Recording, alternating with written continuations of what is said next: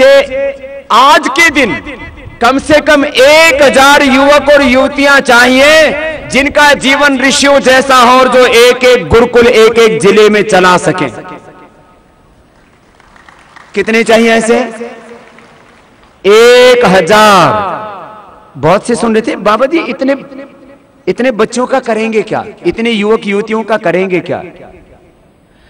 1000 युवक युवतियां जिनका चरित्र पवित्र हो, मैंने कहा उनको देख करके लगे कि धर्म क्या है, अध्यात्म क्या है, योग क्या है। आपके भाल को देख करके, आपके कपाल को देख करके पता लग जाए कि कपाल भाती करने वाला है। आपके आचरण को देख करके लग जाए ये वेदानुकूल आचरण करने वाला ऋषियों की संतान है, ये स्वयं ऋषि है। ऐसा जीवन आपको बनाना है, ऐसा ऋषि कोटि का जीवन, ऐसा प्रथम कोटि का जीवन, ऐसा देवत्व का जीवन जीने वाले। अब उनको पहले ज्ञान दीक्षा लेनी पड़ेगी, फिर कर्म क्षेत्र में उतारना पड़ेगा ना।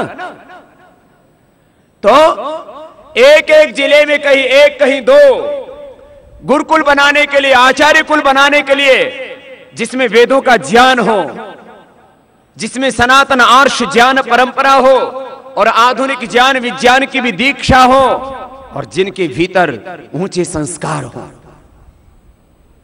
अब ऐसे भाई बहनों को तैयार करने के लिए मुझे भी वक्त लगेगा, इसलिए हमने एक सेवाव्रती की दीक्षा शुरू की कि जो पहले से ग्रेजुएट पोस्ट ग्रेजुएट हो चुके हैं उनको 1 से 2 साल का प्रशिक्षण देकर के सेवा में नियोजित करना, जो प्रामाणिकता से इस काम को आगे बढ़ा सके। तो ऐसा ऋषि कोटि का, प्रथम कोटि का जीवन जिनका हो, ऐसे कितने भाई बहनों की जरूरत है? जोर से तो बोलो।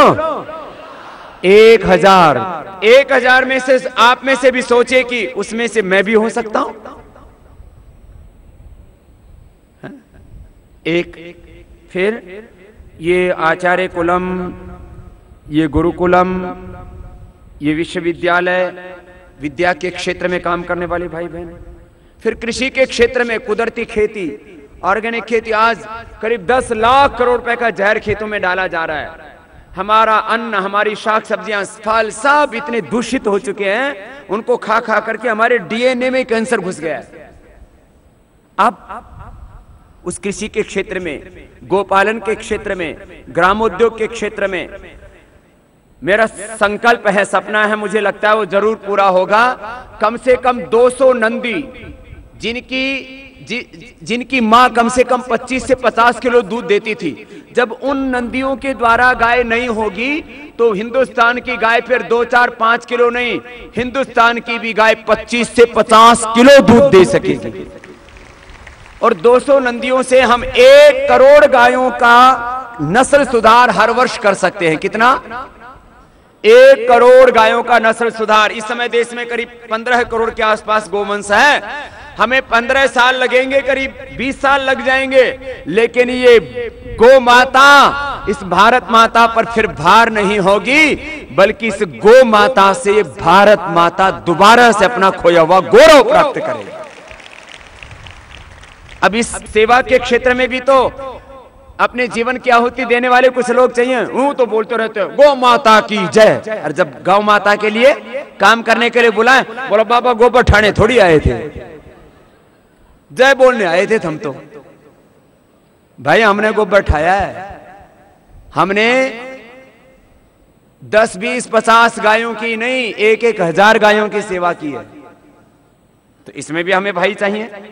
अलग अलग सबकी मूल प्रकृति है, अलग अलग सबकी रुचियां हैं, अलग अलग सबके संस्कार हैं, उसके अनुसार आपको सेवा का चयन करना है। फिर आर्थिक क्षेत्र में जब तक कोई भी संगठन स्वावलंबी आत्मनिर्भर नहीं होता है, तब तक वो कोई बड़ा काम करने में समर्थ नहीं हो सकता है। हमें देश में भी दरिद्रता नहीं चाहिए और हमें अपने संस्थान और संगठन में भी दरिद्रता नहीं चाहिए। हम याचक बन करके, भिखारी बन करके नहीं, स्वावलंबी आत्मनिर्भर होकर के इस देश को स्वावलंबी और आत्मनिर्भर बनाना चाहते हैं। इस क्षेत्र में भी आप में से जो भाई जिनकी योग्यता आर्थिक क्षेत्र में है। देखो, शक्ति सामर्थ्य सबका एक जैसा, योग्यताएं सबकी पृथक पृथक है, उसी के अनुसार आपको सेवा के क्षेत्र का चयन करना है। फिर संस्थागत सेवा, पतंजलि योगपीठ है, और इस पतंजलि योगपीठ का विस्तार अभी देश के दूसरे जिलों में भी हो रहा है। श्रद्धाचार्य श्री ने प्रक्रिया शुरू कर दी है, और मुझे लगता है शायद समय चाहे कितना ही लगे, जैसे जैसे हमारे पास में ऐसे योग्य विद्वान साधक आचार्य तैयार होते जाएंगे, तो पतंजलि योगपीठ जैसा संस्थान देश के प्रत्येक राज्य में निर्मित हो, यह भी एक संकल्प है। लेकिन उसके लिए भी तो चाहिए भाई, कम से कम 50 आचार्य बालकृष्ण चाहिए, कम से कम 50 स्वामी रामदेव तो इसी काम के लिए चाहिए, 1000 रामदेव, 1000 आचार्य बालकृष्ण, 1000 बहन सुकामा, बहन सुमेधा जैसी विदुषी हमें बहनें चाहिए। अब सुन लो, हिसाब किताब सुन लियो, फिर इसका उत्तर आपको देना है करके, खाली बोल के नहीं। फिर विदेश में भी ह्यूस्टन में 100 एकड़ के करीब अपनी जगह है, 1000 एकड़ जमीन है स्कॉटलैंड में दान में दी है। बहुतों को जलन हो रही है, 1000 से ही जलन होगी, मैं तो 1 लाख एकड़ ली नहीं तो पता नहीं इन बेईमानों का क्या होता। अब तो हमने उनको भी माफ कर दिया, मैंने कहा छोड़ो क्या है।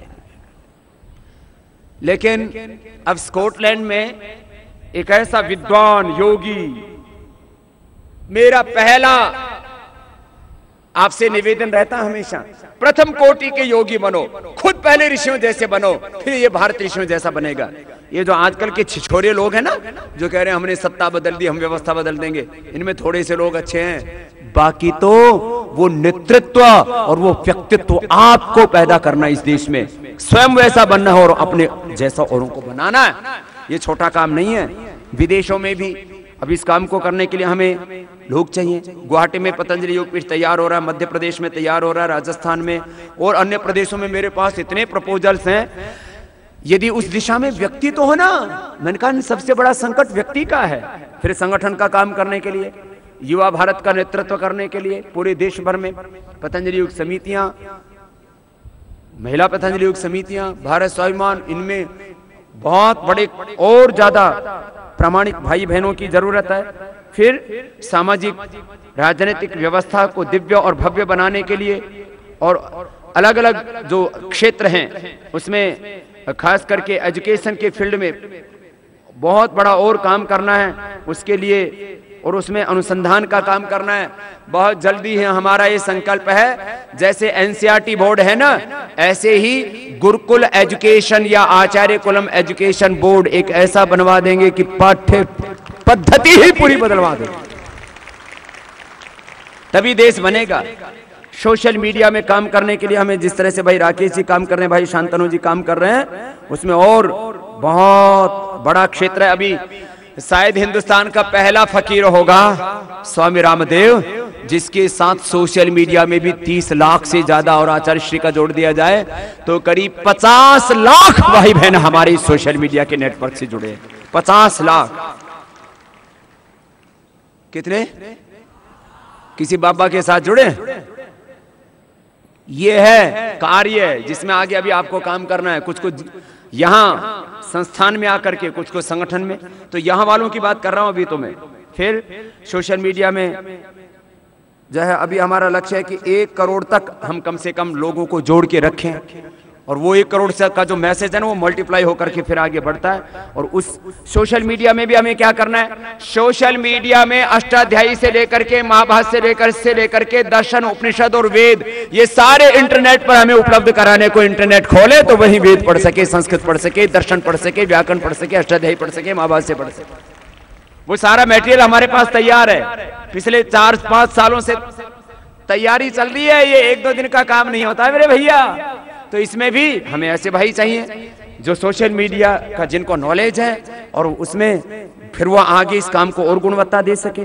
तो सोशल मीडिया के माध्यम से खाली सूचनाएं नहीं फैलानी, सोशल मीडिया के माध्यम से वेदों का ज्ञान भी घर घर तक हमें फैलाना है। ये काम करना, इसमें हमें भाइयों की जरूरत है। साहित्य सेवा में हमें जरूरत है। योग संदेश अपने यहाँ से मासिक पत्रिका निकलती है, और दूसरा स्वाभिमान संदेश, जिसको अभी भाई राकेश जी उसमें ज्यादा समय दे रहे हैं, उसमें हमें भाइयों की जरूरत है। फिर पूरा योग के पाठ्यक्रम में, और जो अभी कक्षा 12वीं तक तो तैयार कर दिया है, फिर अन्य प्रकार का साहित्य, बहुत कुछ आवश्यकता है इस ज्ञान के क्षेत्र में।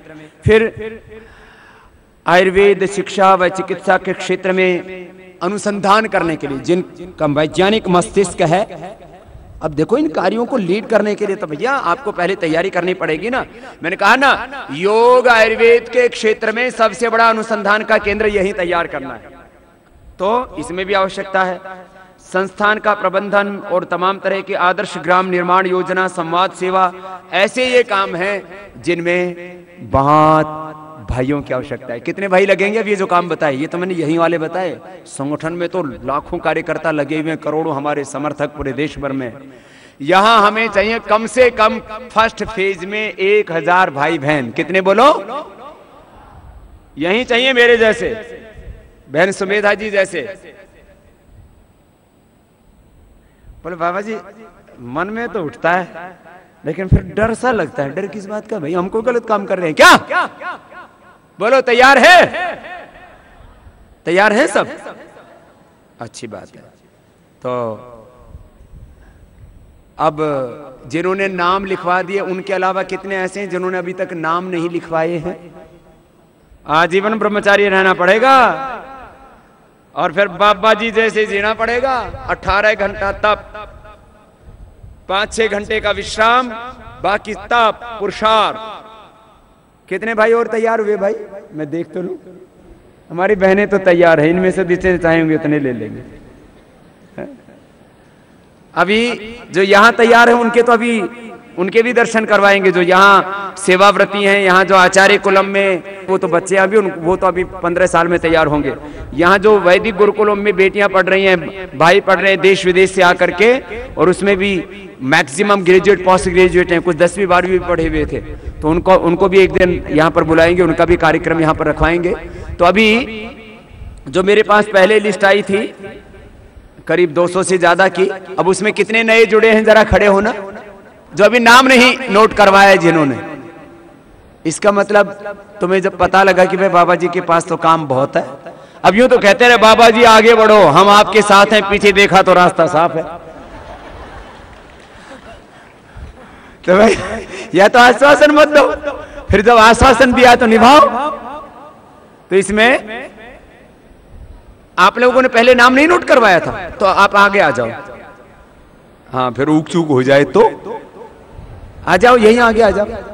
आज युवा भारत के कार्यकर्ताओं ने एक यह भी संकल्प लिया है कि हर एक जिले में कम से कम एक गांव को पूरी तरह से नशा मुक्त बना करके एक आदर्श कायम करेंगे, और उससे पूरे हिंदुस्तान के गांव प्रेरणा। ये भी बड़ी बात है ना। आ जाओ आ जाओ, मुझे तो 1000 चाहिए, बैठ जाओ। अच्छी बात है। कितने चाहिए मुझे? 1000। सुबह तो 200 आए थे, इस वाले में 500, अगले वाले में 500। भाई एक बार इनके लिए जोरदार तालियां बजा दो भाई। ये वीर प्रसूता भारत माता है, इसमें देश के लिए अपना बलिदान देने वाले, अपना सर्वस्व अर्पित करने वाले, कि ये जीवन देश के लिए। न जाने कितने जीवन किस किस के लिए जिए हैं। कितनी बार दारू पी के मर गए होंगे, कितने बार एक्सीडेंट होकर के मर गए होंगे, कितने बार कोई हार्ट अटैक होकर के मर गए होंगे, कितनी बार किसी ने ऐसे गोली से मार दिया होगा रंजिश में।